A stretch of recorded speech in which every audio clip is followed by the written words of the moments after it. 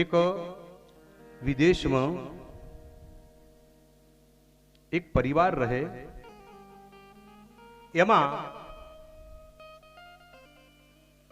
નાનું એવું સરખું કુટુંબ, પતિ પત્ની અને એક બાળક.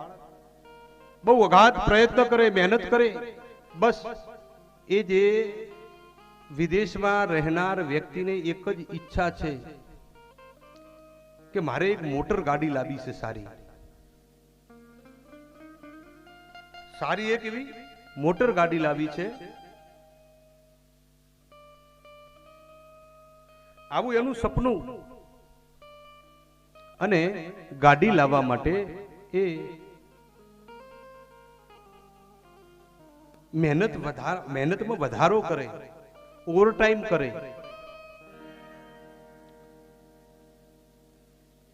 એમાં ભગવાને કર્યું, એની ઈચ્છા પૂર્ણ કરી, સમય જોયો, ધન આદિ પ્રાપ્ત કર્યું અને એને એની ઈચ્છાની એક સુંદર મજાની ગાડી લાવ્યો. ગાડી લાયા પછી એ વ્યક્તિ એ ગાડીને એટલી બધી હાચવે, એના ઉપર એક દાગ ન પડવા દે. એના પહેરેલા કપડા ઉપર દાગ પડે તો ચાલે, પણ ગાડી ઉપર થોડી પણ ધૂળ ન ચડવા દે, એટલી ગાડીને સાચવે. ઘરેથી નીકળે એટલે શાંતિથી ગાડી લઈ અને ઓફિસ જાય, ઓફિસથી ઘરે આવે એટલે ગાડીને શાંતિથી સારી જગ્યાએ મૂકે, વળી પાછી એને ઢોકી દે. ગાડીને ઢોકી દે. એવામાં એક દિવસનો સમય અને એ ઓફિસ જવા માટે નીકળ્યો. પત્નીને કહ્યું કે મને ઝડપી ટિફિન બનાવી આપો, મારે આજે થોડું લેટ થયું છે, મારે ઝડપી ઓફિસ જવું છે. એમાં એની પત્ની રસોઈ બનાવવામાં અને એનું એક નાનકડું બાળક રમતું રમતું બારે ગયું અને બારે જઈ અને જોયું તો એના ગાડી જોઈ એટલે એને આનંદ આવ્યો. હવે બાળક છે નાનું, એને કઈ ખબર પડે નહીં, તો એને એક પથ્થર લીધો. પથ્થર લઈ અને ગાડી ઉપર આમ કઈક દોરો કે કઈક લખતું હોય.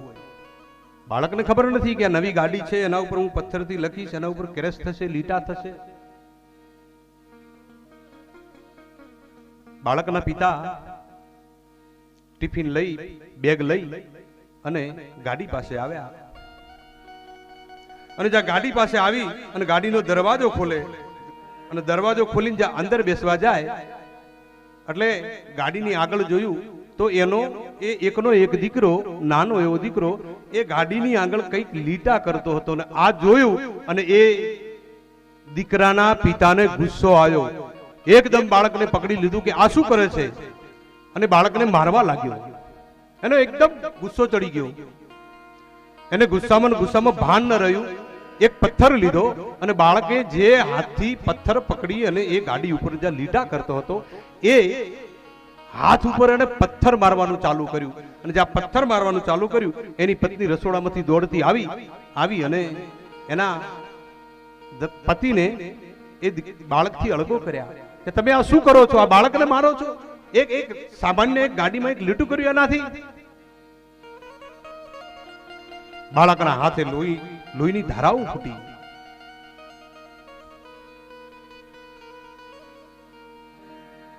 જ્યાં બાળકનો હાથ એના પિતાએ એમ હાથમાં પકડ્યો અને પિતાનું કાળજું ધ્રુજવા લાગ્યું.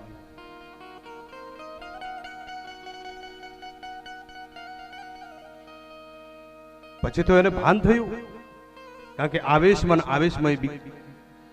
એકના એક દીકરાના, નાનકડું દીકરું, ફૂલ જેવું, કમળ જેવું બાળક, એનો હાથ પથ્થરથી છૂંદી નાખ્યો. ગુસ્સો ઉતરી ગયો. બાપ રડવા લાગ્યો. એની પત્નીની આગળ માફી માંગવા લાગ્યો અને એ પિતા એ બાળકને લઈ અને હોસ્પિટલમાં જાય.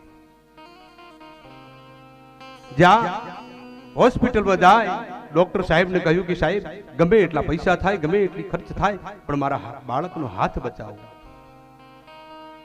ડોક્ટર સાહેબ ફટોફટ બાળકને લઈ અને એક ઓપરેશન થિયેટરમાં લઈ ગયા. અને ડોક્ટરે ઘણી બધી મહેનત કરી, પણ એ બાળકની જે આંગળીઓ હતી ને એને બચાવવાનો ઘણો બધો પ્રયત્ન કર્યો, પણ પથ્થર વધારે વાગવાના કારણથી એ બાળકની આંગળીની જે અંદરની જે ધૂરી નસો હતી ને એ જરા છુંદાઈ ગઈ. એટલે ન કાપી હોવા છતાં ડોક્ટરે બાળકની 2 આંગળી કાપવી પડી. ઓપરેશન કર્યું, ટેકા લીધા, બાળકને પાટો બાંધી દીધો અને ઓપરેશન થિયેટરમાંથી બારે લાવવામાં આવ્યા. સમય વ્યતીત થયો, એ બાળક ભાનમાં આવ્યું અને જેવું ભાનમાં આવ્યું ને એવું એને શું કહ્યું ખબર છે? એના પિતાને કહ્યું કે પપ્પા, આજ પછી હું ગાડીને હાથ નહીં લગાવું. પપ્પા, મારા હાથે પાટો કેમ બાંધ્યો છે? એટલે બાળક આમ જોવા લાગ્યું, પણ બાળક જ્યાં આ પ્રશ્ન કરે અને પિતા એક ખૂણામાં બેસી મોં સંતાડી અને ધ્રુસકે રડતો હતો. થોડી વાર પછી બાળકને ખબર પડી કે એની આંગળી કપાઈ ગઈ છે. બાળકે કહ્યું કે પપ્પા, તમે મને રોજ જે 5-10 રૂપિયા આપતા હતા ને એ બધા પૈસા મેં ભેગા કર્યા છે અને ગલ્લામાં બધા ભેગા કરીને રાખ્યા છે. આપણે છે ને એ પૈસેથી આપણી ગાડીને મેં લીટા કર્યા છે ને એ લીટાના બદલે આપણે બીજી ગાડી લાવીશું. એટલે એ પૈસાથી આપણે બીજી ગાડી તો આવી જશે ને? કે ગાડી તો નવી આવી જશે ને પપ્પા? પણ પપ્પા, મને એક વાત એ બતાવો કે મારી આંગળી ક્યારે ઉગશે? આ મારી આંગળી ક્યારે ઉગશે? અને એ દિવસે જે એ પિતાની જે દશા થઈ, એને પસ્તાવા સિવાય કોઈ બીજું માર્ગ ન હતો. ડોક્ટરે રજા આપી, બાળકને લઈ અને ઘરે આવ્યા. ઘરે આવી અને પેલો માણસ જ્યાં ગાડીની આગળ ગયો અને એ ગયો ત્યારે ગાડીની ઉપર કંઈક લખેલું હતું.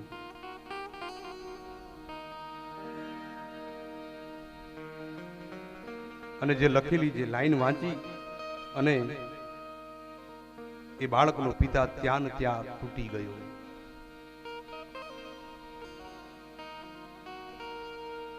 રડવા લાગ્યો, ખૂબ રડ્યો છે એ દિવસે. આખો પરિવાર રડે. એ ગાડી ઉપર લખ્યું હતું, આઈ લવ યુ માય પાપા. મારો કહેવાનો ભાવાર્થ,